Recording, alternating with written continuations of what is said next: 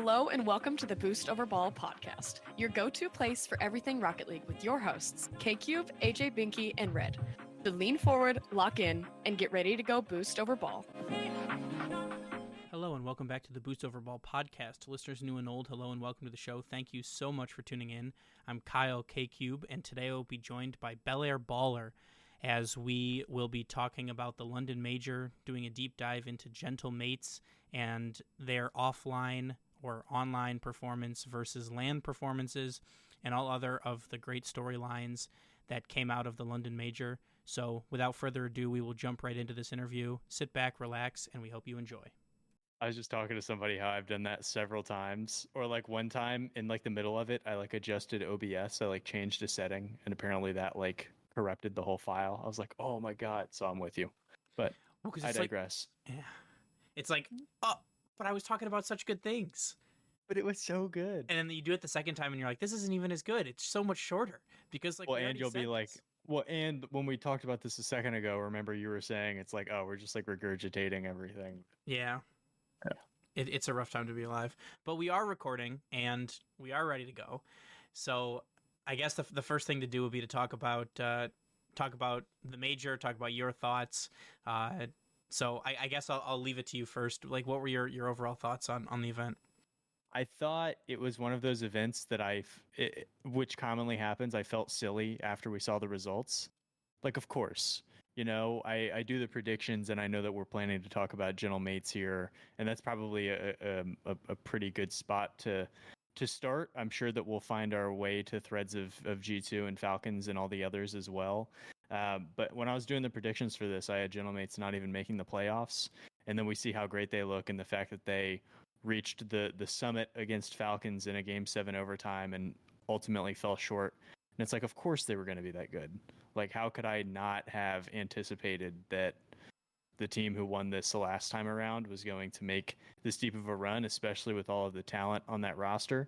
I undervalued what Gentle Mates would bring. And partially that was their own fault due to their online record. But, you know, I was very, very impressed. And if I had to go back and watch one series again, it would be that semifinal against Falcons. That was my initial big takeaway. What about you? Yeah, you hit the nail on the head. Like, in my opinion, that semifinal series was, I'll put it this way, that was the most entertaining series of the entire event, in my personal opinion. Mm-hmm. However, the best series, Gentle Mates BDS. The greatest, most lopsided quarterfinals matchup in RLCS history, plus 15 goal differential for Gentle Mates, just an absolute clinic. Not a close one. No, not in the slightest. And then it's cool to see, you know, we talked about it extensively on our last episode. No EU in the grand finals for the first time ever in RLCS history. You have 4 different regions representing the top 4, which also hasn't happened before. So, like, you know, I've tweeted about it. I know a lot of people have tweeted about it. Like, what a time to be a Rocket League fan, right? Maybe not if you're, you know, a Vitality fan or a BDS fan or a Falcons fan, but, you know, as just someone who enjoys Rocket League, what a time. Like, very cool that we have the parity. Yeah, the parity is awesome, right? As opposed to just having like which 2 of these 4 European teams are going to be the ones facing off against each other. And some of it is how the bracket breaks, right? I felt like it broke pretty nice, like as a fan. Like, even though we had, you know, a couple cannibalized regions with G2 playing SSG, and then of course the aforementioned Gentle Mates versus BDS, like, you know, that I think that's okay. Those were good matchups that I was interested to see. So I was not super upset with that. And then again, Europe, it was great that we had the parity, but, you know, there's a couple very close derivatives of what happened here where Radosin isn't sick. That's kind of hearsay, but it seems to be trustworthy. I think Fairy Peak talked about it, and, you know, that's something that it seemed like he was visibly not totally solid in that quarterfinal matchup they had against Furia. So, you know, maybe on a different day the bracket breaks a different way, but, you know, that sounds like I'm trying to undermine how cool it was that we had 4 different regions in the top 4, which is awesome to see. Yeah, and like you touched a little bit on it at first about like Gentle Mates, right? And I mean, that's something that's consistently happened this year. Oh, well, Gentoo Mates will be pretty good, but like not that good, right? But like maybe top 4, but like, you know, that's probably about their ceiling. And then they come out and they win Major 1. And everyone's like, wow, okay, well, they kind of had an easy run, but, you know, they're a good team. And then split number 2 comes, well, Gentoo Mates will be good, but not that good. Like, they just won the Major, but like it was really kind of a fluke.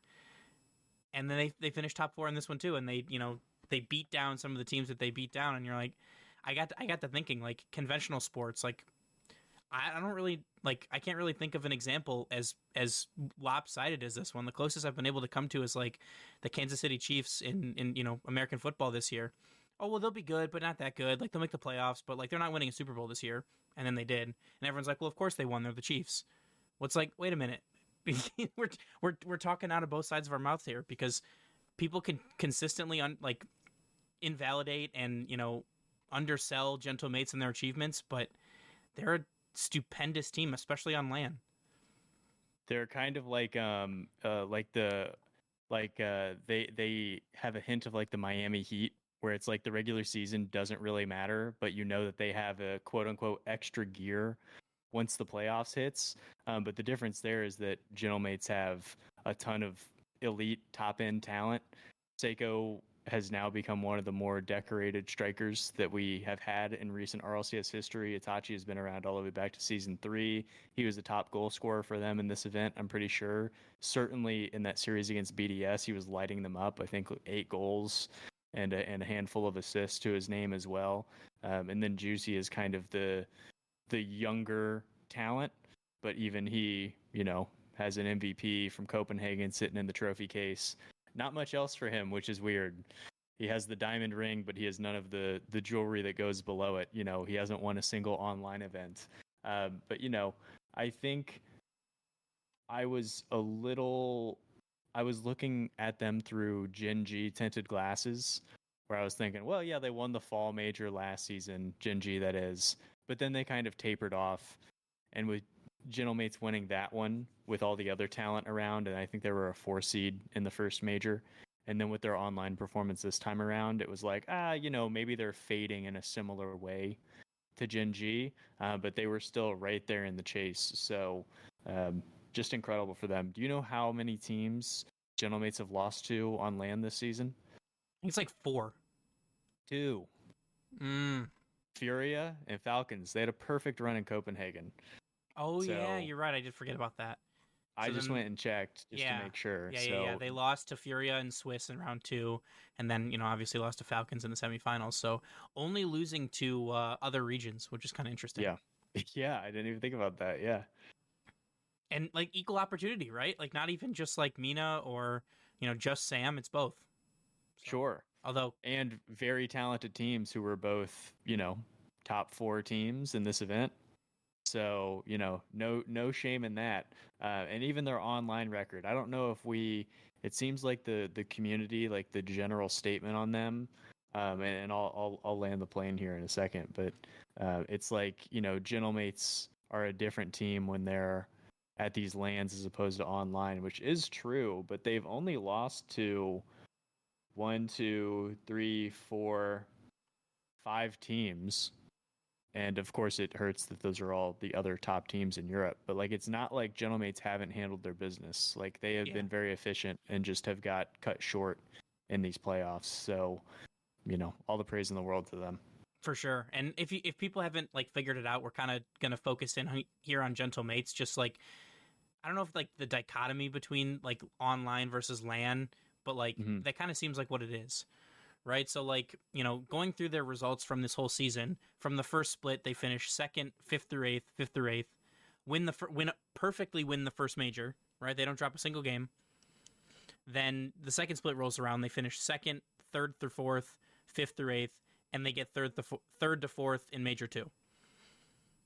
So, you know, never worse than 8th, never better than 2nd in, you know, open or in the open qualifiers online.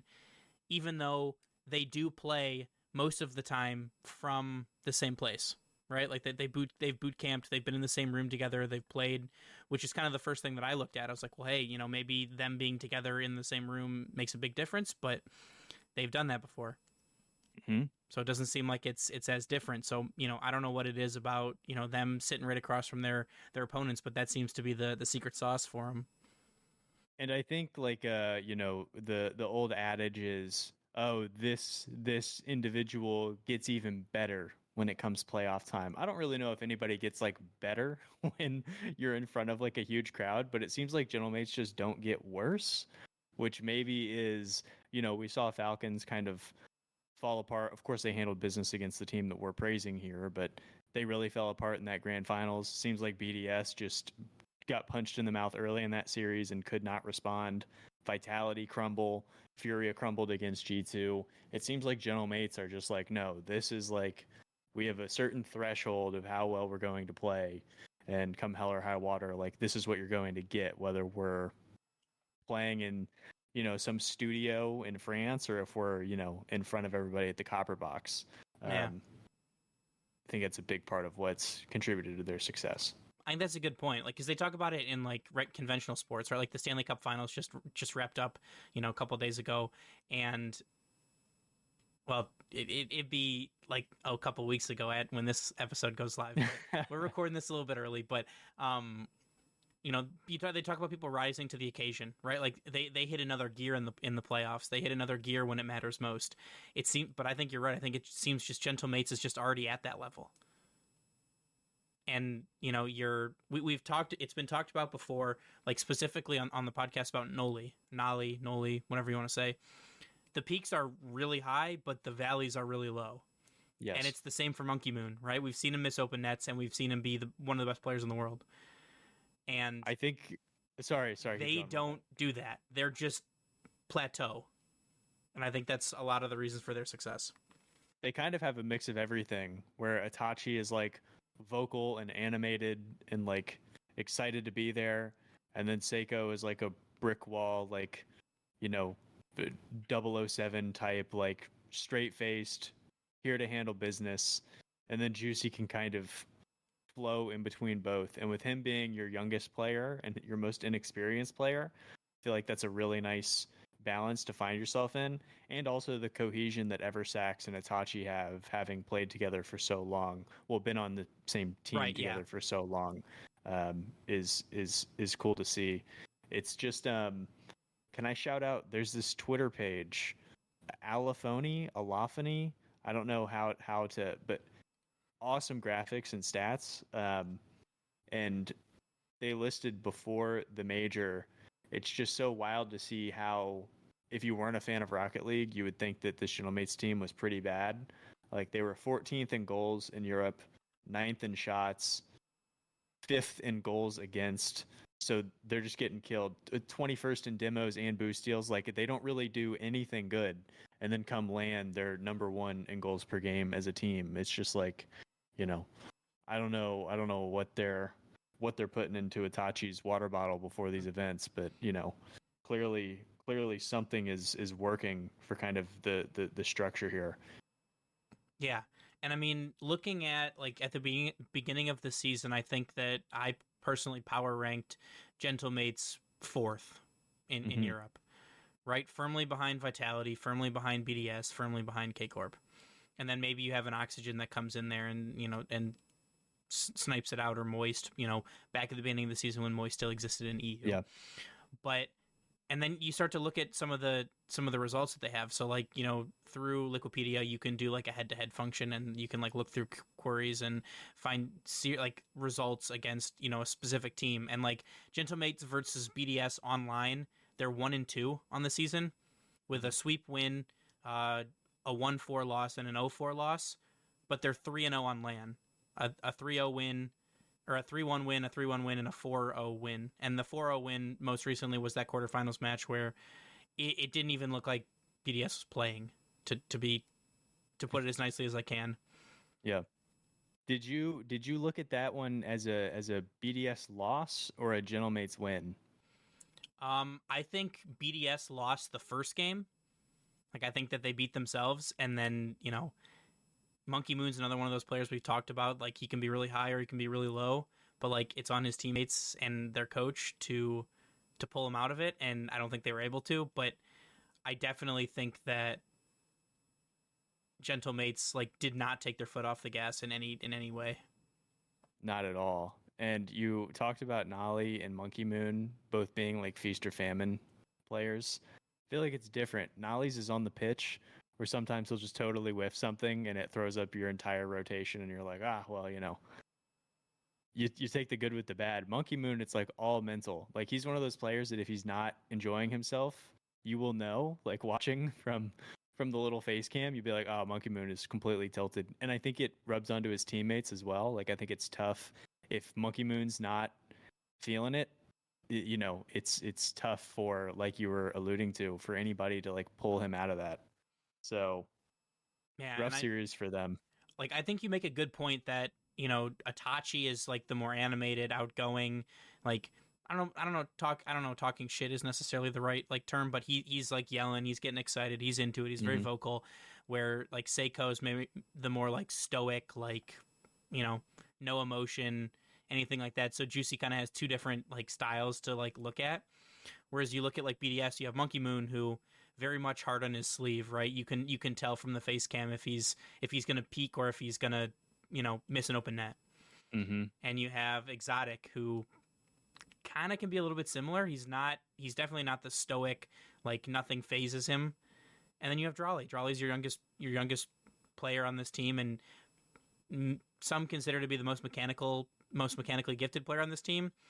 And he sits right next to Monkey Moon. So like if Monkey Moon's not having a good time, it seems like it kind of affects Drawley more than on Gentle Mates if something goes wrong. So I think that could be part of the reason there too. For sure. And like Joyo talked about, Shift was doing interviews with people throughout the tournament. I don't know if you saw these on YouTube. Some are more impactful than others, but they talked to Joyo and they were like, what's going wrong? Like, you guys are having a terrible start to the event. And he was like, it's a confidence game. Like a lot of it, all of us have like the mechs to kind of be here, and we've all, been prepping and scrimming to like get here. A lot of it kind of comes down to confidence. Gentle Mates is one of those teams that like, I think they've been boot camping for probably every event. I think Seiko's maybe missed a couple. Maybe they haven't, we'll call it 5 of 6. They've boot camped. And even in those, they're like having a good time and things like that. And I think setting up those like foundational pieces that you might look at as flimsy or not that important. I think it comes down to, it's a game of inches and small edges. And, them fist bumping when they get scored against, or talking amongst one another, or celebrating the goals when they do. And then you look on the other side, like BDS will get scored on if they're down 2-0, and it's just like complete radio silence, no one's talking or looking at each other or anything. I think the mental side of things and the confidence side of things is off the pitch. Like Gentle Mates are a top 3 team at that as well. I would agree. And on a similar vein as that, like we talked about Vitality a little bit, but I mean, that's the first time I've seen it from a Vitality led team. But, there's a picture that went around on Twitter of Radosin face down on his keyboard. There's a picture of Alpha, head in his hands, in between games against Furia in the quarterfinals. Like something just did not look right for them. Maybe it's the tech pauses. Maybe it's, Furia just came out and like really took advantage of them not having an off day. But I mean, like before game 3, right? The score line is 2-1, 1-0, 5-0 going into game 4. There was a poll in chat. What will there be more of, tech pauses or Vitality goals? Oh my goodness. And they ended up tying. 5 goals, 5 tech pauses. And something clearly wasn't working for them. And that makes it even rougher. There were 5 tech pauses? Yeah, one of them was before the last game. Yeah. Man, that's so many. Yeah, a couple of them I think were like controller cords, like one on each side, and then there was like a lobby issue, and then the one in between games 5 and 6. Man. Well, sorry, I felt like I hopped in on your point. There's just so many tech pauses. Yeah, no, but like that's a crazy thing to say. Like, especially like, I mean, we're still getting used to not seeing Farah with Vitality, right? Mm-hmm. Not seeing that, like, because I think that this is one of the ways that a coach plays a really big impact on a team, right? So like Fairy Peak, fantastic player. His coaching ability is still, you know, in my opinion, up in the air. Cassio the same way with BDS, where we know Eversax is like, you know, worth his weight, and we certainly know that at least in the past that Farah has been for Karmine Corps. Yeah. But you know, we don't very often see players facing keyboard during a series, right after a series, like head and hands, or like, you know, showing emotion. That's fine. I get it. It's an emotional game. But during a series, I've never seen that from anybody.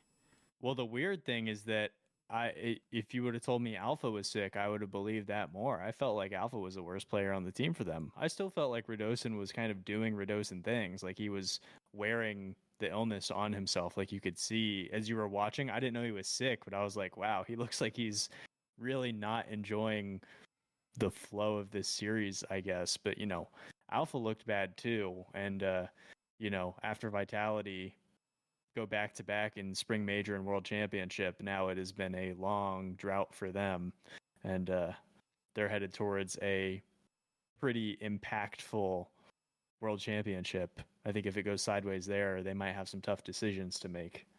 Agreed. And I mean, they beat Furia in round 3 of Swiss. Vitality did 3-1, and for them to come back, although I do have to mention, and it's a I don't know how I want to put this. It's polarizing to say the least, but you have Drafinho after the series jumping up and flipping off Vitality. You have their coach doing the Fortnite L dance, and it came out after that happened that Vitality posted on Twitter Radosin doing the Fortnite L dance and added Furia after they went 3-0 in Swiss. So we were making the joke on the podcast, is slighted Furia better than job security Radosin? That's funny. I felt like I felt like it was all kind of in good spirits though. Like, and I went back and watched it. If you get the still, it totally looks like Drafinho's tossing him one. But when I was watching it live, I didn't think twice about it. Like, I didn't think he was. It's like I think for it's like just 2 how frames. It's just like how the still was. Like, I don't think he really like flipped him off. But like Yan was into it and he was talking to Zen, but then immediately afterwards it was all hugs. Like, I think I felt like it was a great, you know, ending to great for making the rounds on social and getting people involved in that way and stuff like that. But you know, they're now 2-2 on the season. They split a pair in Copenhagen. They basically did the inverse here in London. So hopefully we get Furia Vitality for all the marbles at World Champions. That would be fun. Although, I will say, I've always been curious, right? And I know most European people in general are multilingual, like way more than they are in the US at least. So, I mean, I know Yan and Furia would be speaking Portuguese, right? They're all Brazilian players, and it's going to be a little bit different than like Portuguese that's spoken in Portugal, but you know, still there. So like, would Zen know Portuguese? He speaks French. He speaks a little bit of English. Like, so I've always been curious about that, right? So like you saw Furia they talked a lot of smack throughout the whole tournament, right? Like you saw it in Swiss when they beat Gentlemates. You saw it against Oxygen, especially against Oxygen in round 5, and again in the quarterfinals. So I've always been curious if you think that they can understand them. I wonder if like at a certain baseline they're just like yelling like general English phrases to one another. That's a fair point too, yeah. It's never good enough to like actually hear it, but it would be really funny just like the idea of Zen just sitting over there and having just no idea what's going on. Like he's yelling in French and they're yelling in Portuguese and they're just totally missing each other, but it's just like animated, just like, you know, you guys. Like, you know, you're getting chirped, but you're like, I have no idea what he said. Like, I don't know what's happening. He could have said, I'm the greatest ever, or he could have said, you're terrible. Like, I don't know. The L was just like, I love you guys. You guys are really good. Yep. Like, it's a huge misunderstanding. But speaking of another team that can't seem to catch a break from the draw, it's Space Station. Yeah. They've been knocked out or lost to G2 5 of the 7 times that they've lost this season. Yeah. Hate to see it. They only lose to well, they don't only lose to G2, but they mostly lose to G2. They lose to Gen G a lot as well, which seems to be their big barriers. They can't beat the two really good teams within their own region, but they were awesome in Swiss.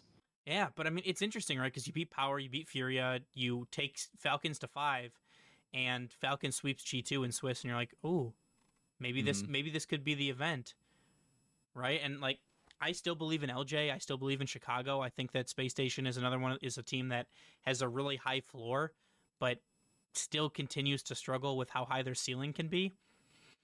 But like, I mean, in my opinion, how different are they really from Gentlemates? That being Space Station? Yeah, I mean, like, they're good, but they're not that good. But like, they'll make top 4, but maybe they won't win an event. You know, they were one result away against G2 from potentially making a big run at this. Yeah, I'm just perpetually worried about them on the defensive end. I just don't think that they have. LJ is probably the best offensive player in North America right now, not talking G2 wise, maybe even considering them in just like in a vacuum. LJ can do stuff on the ball that nobody else can, but he's a little floppy on the defensive end, a little bit jumpy. He can get turned around, and they can just give up easy ones. I mean, Chicago is not a stalwart defensive stopper by any means. Hoxer is good within his own right, but you know. I mean, I don't think Chicago's been as lethal as a striker as he was when he played with G2. No, he did have one crazy shot where he like just boost the entire way up this double off the sidewall. I don't know if it was Furia or Power, but he ripped one on somebody, and I was like, oh, is Chicago here? But it's just it's not it's not enough. But I mean, if Chicago plays like we know he can, and LJ continues to do LJ things, like, they're going to outscore teams. They're going to outscore teams, which is what they're going to have to do. But, I think that as of right now, I think they're probably one roster move away from potentially, getting back into that, contending for top 2 in NA.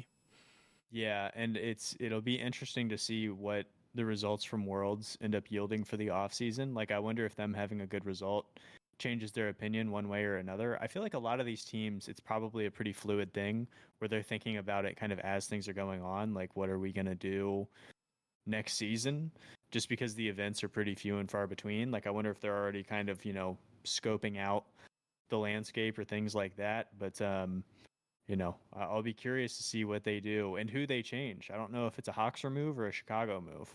Yeah, it's going to be super interesting because, like, Joyo tweeted after the event, like, we didn't do what we wanted to do. We didn't come here or we didn't finish what we came here to finish.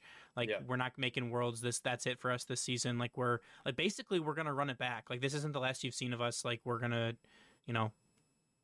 we're in it for the long haul with Archie, Oski, Joyo.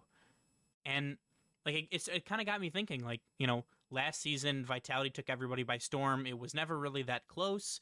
They kind of just ran through everybody, which prompted every team in the world besides Vitality to make changes. Yeah. I would contend that, like, making changes just, like, is part of the game at this point, right? With that much of a long off season, there's no reason that you wouldn't. But I feel like there's no way we see as much change as we did last season. It just seems like everything is so much closer. I felt like last year was like the big consolidation because now seemingly Gentlemates may run it back. G2 may run it back. Like, I feel like there's definitely more teams this time around who would stand pat. I agree with you. I mean, I see no reason for Furia to not run it back. I don't see any reason Falcons won't run it back. I mean, I think the Power roster is probably the best that OCE has brought forward in a long time. Taking a series in Swiss, taking 2 series in Swiss over Gladiators and Oxygen. I'm going to be very intrigued to kind of see what happens this off season. But one thing that I will even more be looking forward to is Limitless taking their world spot. That is a nice little treat at the end of the season here, to see them kind of get the spot. There's a lot of, do you want to talk about the VK sale and stuff? Do you want to get into the kind of the differences? That was my segue. You picked it up. How do you want me to go first, or do you have kind of one in the cannon here? How do you feel about it? So, like, I'm not a fan of the sniping out region spots, especially if there's only going to be one and there's going to be no wild card at Worlds. Yeah. Like, I think it's fine if it's like, you're taking the second wild card spot and you're making a run, but this is, and same with APAC, right? Because it's though Virtuoso and Maxiu, right? That's an all EU team, though. Maxiu does like live there full time now, right? He's been there. This is his second full season in APAC, and he's not moving back. He lives there now, so like that's okay. I get it. That's fine. But like essentially, you sent 5 EU teams or 6 EU teams to the major. Yeah. And I think that there's got to be like a rule needs to be put into place about who can compete in what region, or like maybe you have to have one player from that region on the team at all times. You have to play in the region for 2 seasons to be considered like to be in that region or something like that. Because I know it was like they tweeted about it a little bit, and VK Salen has talked about that he's trying to make majors from as many regions as possible. But like they're not contributing to the ecosystem. They're not scrimming in the region. They're just going to scrim bubble EU teams because that's where they're at. Yeah, and like, it's kind of, you can come into the argument from about a dozen different angles, which I don't think that there's a lot of gray area in here, because from one side of things you could say, well, it's the rules, so they're just taking advantage of the opportunity that they have to go get some prize money. You could argue, if you're on that side of the coin, that it is beneficial for the other teams to play them. Therefore, they have to elevate their own level in order to contend with them. I disagree with it as well. I feel like it should be a thing. You kind of stole what I was really excited to talk about, which no, it's a great take because I have it. No, but I really like the idea of like you have to have one homegrown player on the team. Like you can't do a full import. Like you could bring over VK Salen and Leoro, but they have to play with somebody who has been playing with an APAC or residing in APAC for 3 years or whatever. Like I like that trade-off to kind of stop people from doing just a full boat come over and take the spots. Good luck to VK Salen trying to get one from as many regions as he can, because I think he's going to reach the end of that road pretty quickly here. I don't really know how many other regions you could go get a win in, but more power to him, I suppose. So there was actually, and I just found this, I had the notification, but I hadn't looked at it yet. VK Salen actually tweeted today, about 4 hours ago, about this. Did you see this? I did, yes. Okay. For people who haven't, he tweeted, "Every day I spent in London made me think more and more that I made the right decision on taking over the SSA spot.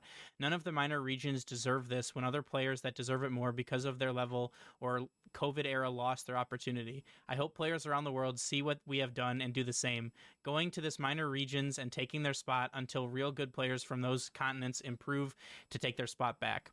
That's how things should be done. Prioritize competitive level, not just having a spot because you think you deserve it."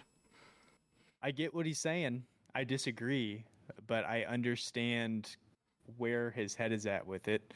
Like, nobody is the villain in their own story. I think VK Salen sees himself as kind of a hero of bringing a higher caliber of competition to the region. But, I just think in reality, that's not really how this is playing out at all. I think it is more beneficial for the Limitlesses of the world to be able to travel to London, scrim these teams, boot camp, get the experience of playing against the international regions, and then bring that back. We're kind of seeing it in all of the regions outside of Europe, where like you kind of have this top team in NA because they have so many spots, but you're consolidating all of your best players onto one team to send them there. And that effectively is what Limitless is for that region. So if you're just going to supplant them, just Goomba stomp them down into the rankings, I don't think it's very beneficial. I think when I looked earlier, it had more comments on it than likes, and probably the same for quote tweets as well. So I think it's definitely an unpopular opinion.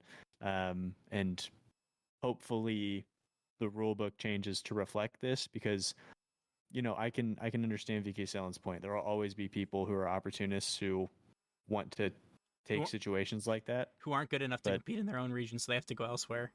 is another way to phrase it. I'm not really, but I'm not. I contradict my own opinion on it because I'm fine with gladiators. I think Vert has been over there. He's been living over there. When he came over, realized was on the team, and I feel like those players are kind of later into their careers as well, which makes it better for me as well. Because there was a French team who did this in SSA, right? And they were playing on awful ping, and they're all young players. It's like, what are you doing? Like, prove it in your own region. But I don't know how many people disagree with us. Yeah, I don't know. I mean, it seems like based on and it's possible, right? Like the people who are the loudest have like the biggest opinion, even if they're not the most numerous. But Yep.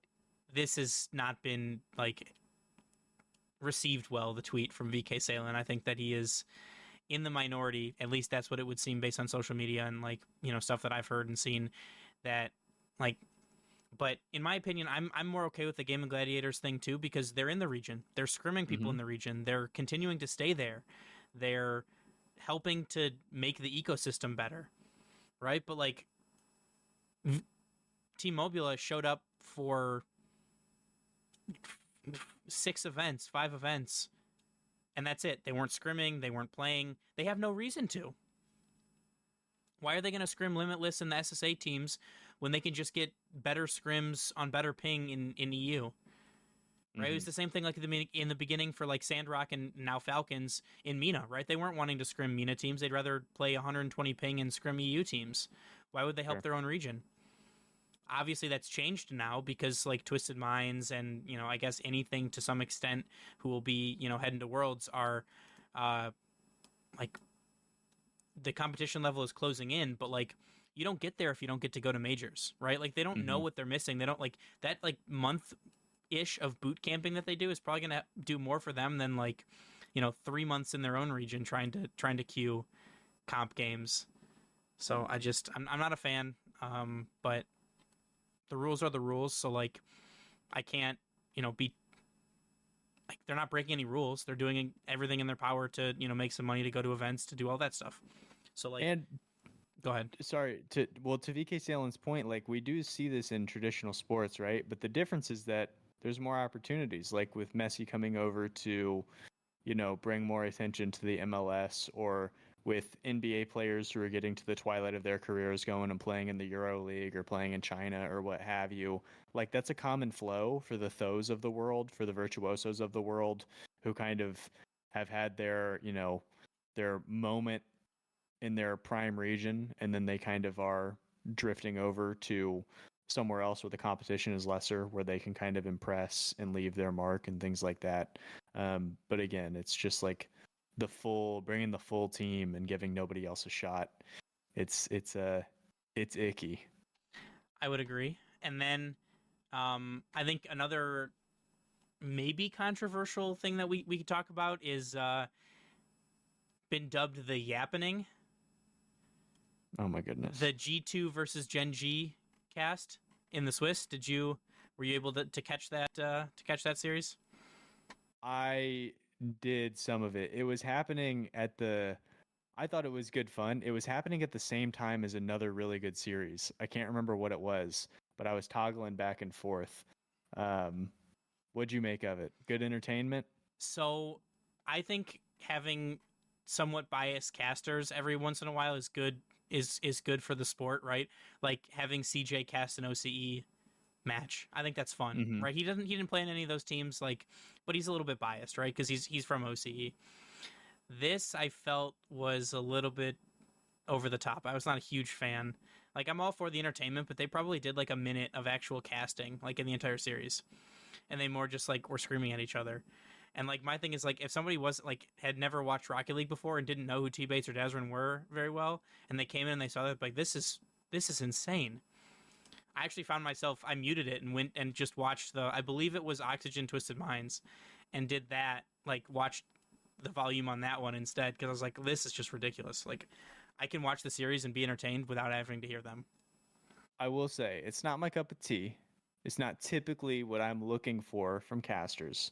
But with that said, I think it was probably the only series that I was like genuinely like smiling and like at some points laughing at. Like it was a nice break, a nice reprieve from what we're getting with other stuff. And also like what is the point of it all? Like at the end of the day, I remember that series and how it played out much better because of the entertainment and the style around it. It reached a broader audience because of what it was. Would I request that they implement this into all of their broadcasts going forward? No. It's not for me, but it seemed like I was looking at Twitch comments like as it was going, and it is for a lot of people. Like a lot of people like the that kind of style, I suppose. They like T-Bates, they like Dazarin. I like both of them too. Maybe not in that specific setting, but like I do see the benefit of doing something like that. But on the inverse of that, we already have consolidated our casting talent. And do I want to see more situations where we're not getting casters? I don't know. Give or take. For me, not for me. For a lot of people, it's for them. So if it happens every once in a while, so be it. Yeah, I mean, I who am I to tell you what you should and shouldn't like for anybody, right? I wasn't a huge fan, but I know that I am vastly in the minority on this one. I know a lot of people loved it. That was their favorite cast of the whole event.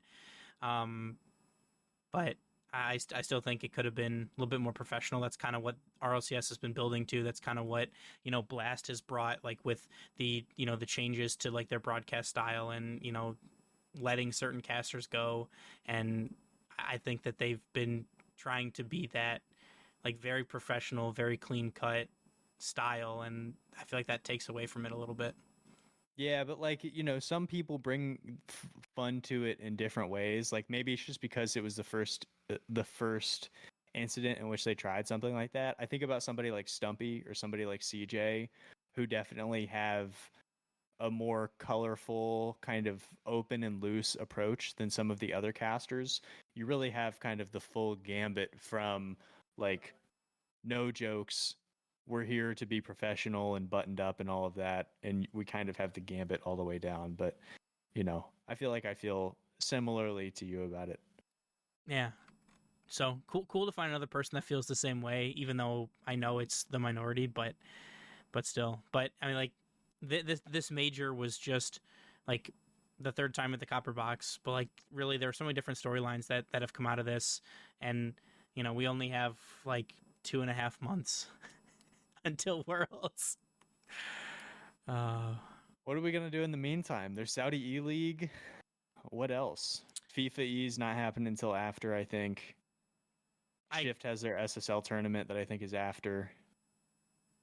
Yeah, but I mean, certainly like boot camping is probably going to start for some of these teams here in the next like month or so, especially for teams in NA. I would imagine that like there are like no reason to not. For the ones that are going. Like there's certainly a lot to talk about. Like the FIFA E League World Cup is going to be stupendous. I'm really excited to hear more information about that as it comes. But unfortunately, it seems like we're going to have, about a month and a half of not a whole lot of Rocket League. But, it just means that the build up to the World Championships isn't going to be that much bigger, at least hopefully. How do you look at it? Is it the same as a LAN to you? Is it 2? Is it 1.5? What's the value of a world championship versus a major?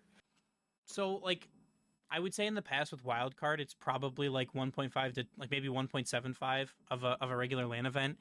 But like this year, and like we've talked about it before, right? Like just because of time constraints with Blast, like they went to Copenhagen where they had the CSGO major like the weekend before. They went back to the Copper Box because they've been there, done that twice already. Like they're going back to Dallas because again, they've been there, done that. And like it was one of their most successful LAN events ever. Like it's just easy to go back and do things that you've already done before, right? And it's easy to keep the format concise and the same because you don't have to change much. And so I think without having Wildcard, it kind of just seems it like feels like another LAN. So like major number 3 basically, but like at the same time, like it's for the World Championship, so like people are going to be, more fanatical in their fandom about it. Like I feel like the crowd's going to be a little bit louder. I feel like, the players are going to feel a little bit more pressure. But like at the end of the day, like the format's the same, everything looks the same, just the graphics are different. Yeah.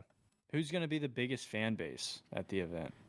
Well, I would have said, like, I think the blue wall always travels in force, and I could see them being the biggest just because they couldn't do it at major number 2. You think they're coming to Texas? I do think they are. They've done it before, but after the performance from this major, I kind of feel like it's going to be the G2 Army.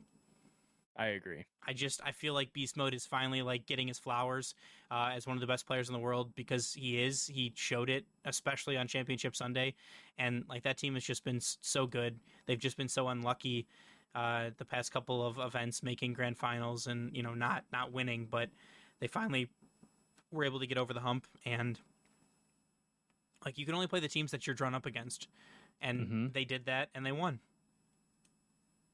Yeah. They looked super impressive in doing it. Who is the team that, if you have one, that you're most interested to watch coming into this? Not necessarily the team that's going to win it all or the team that's going to loot, but like who, if you had a Magic 8 ball and you could shake it and you knew what the result from Worlds would be, what team is that for you? Like to win, you mean, or just like I'm excited to see what they can do? Just interested to see what their result is. Win, lose, draw. Power. Ooh. So I like the way they play. I like their super aggressive play style. Fever and Torsas, I think played really well. It's a huge result for them beating Oxygen when they did. Unlucky to draw G2 in round 2.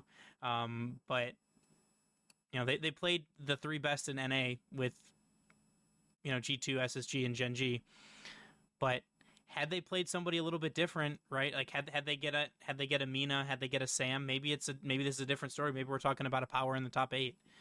And possibly, I feel like they're getting close to like getting over the hump in a way that OCE has not really been able to before. So I am very intrigued to see if they can elevate their level or if they kind of, equalize back kind of where they've been.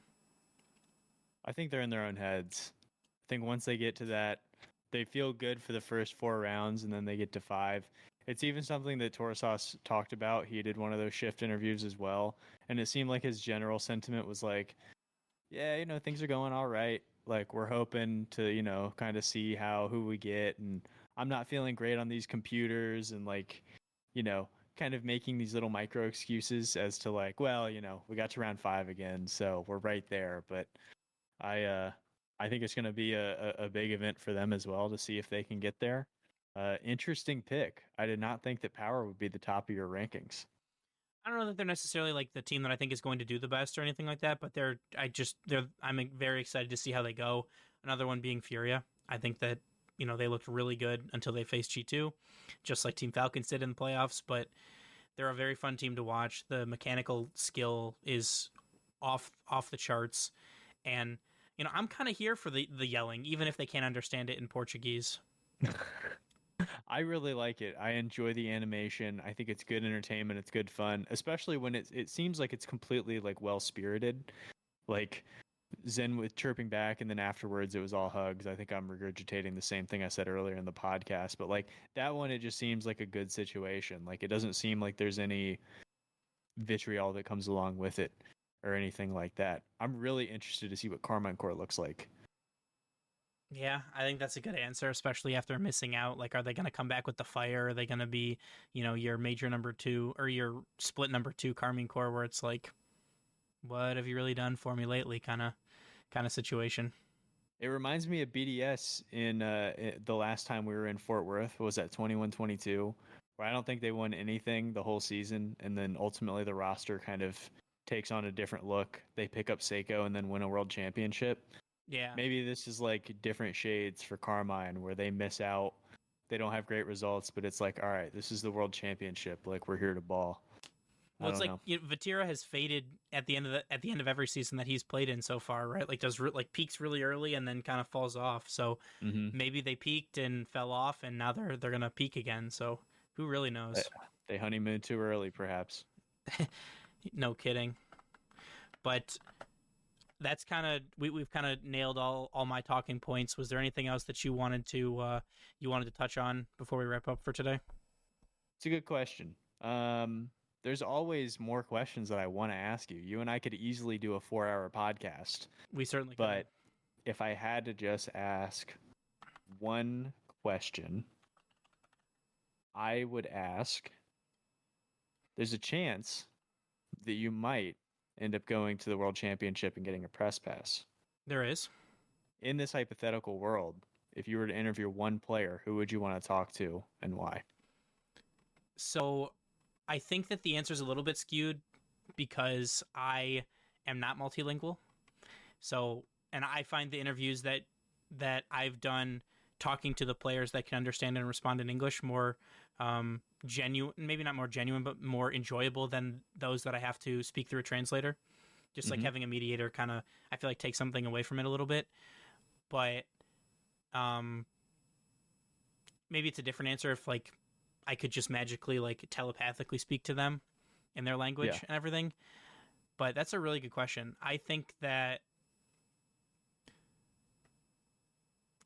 interviewing some OCE people would be fun just to get their take on it, because it just seems like they're here for the vibe more than most other regions. Yeah.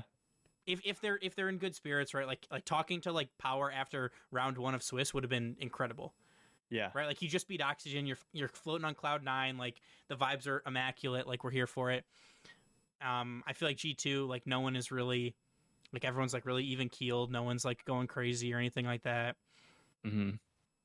So that's a really good question. Thank you. If you had a magic wand, do you have an easy answer? Maybe Rise. That you could. Okay.